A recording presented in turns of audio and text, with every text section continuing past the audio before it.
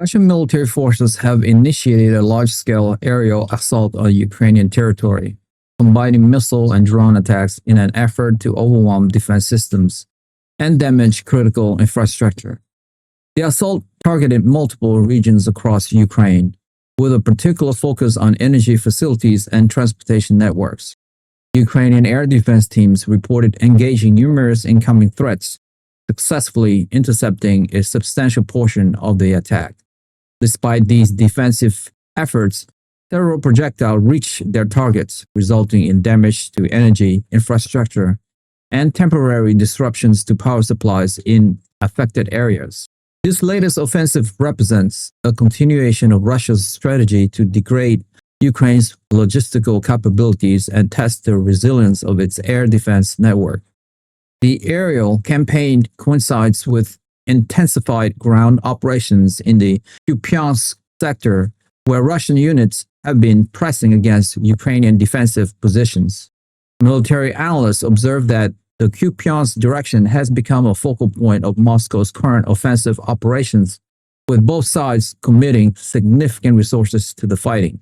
The area's strategic importance stems from its role as a transportation hub and its proximity to key supply lines.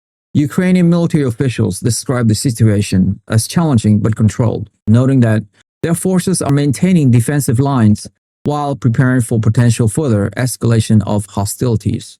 The combination of aerial bombardment and ground assaults create a complex operational environment for Ukrainian commanders. Amid the renewed military pressure, Russian President Vladimir Putin has again proposed direct talks with Ukrainian President Volodymyr Zelensky.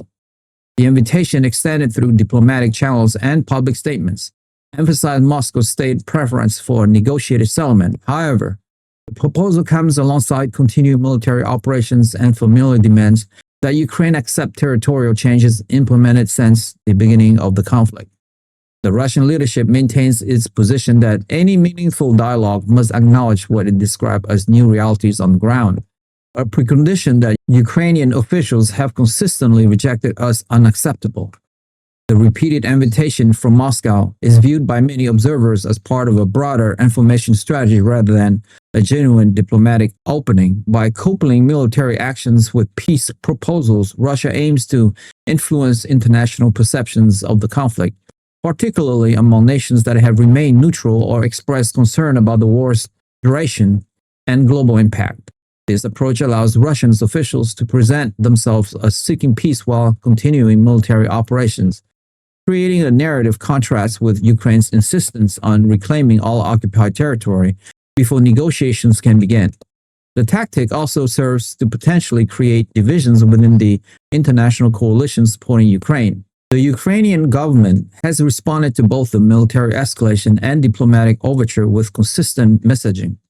Officials in Kyiv dismissed the talk invitations as disingenuous while Russian attacks continues, maintaining that genuine negotiations cannot occur under military pressure and without a fundamental shift in Russia's position on occupied territories.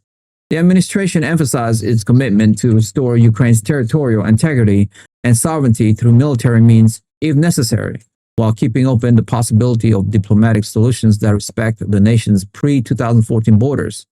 This firm stance reflects both the government's assessment of domestic sentiment and its reading of continued international support for Ukraine's position.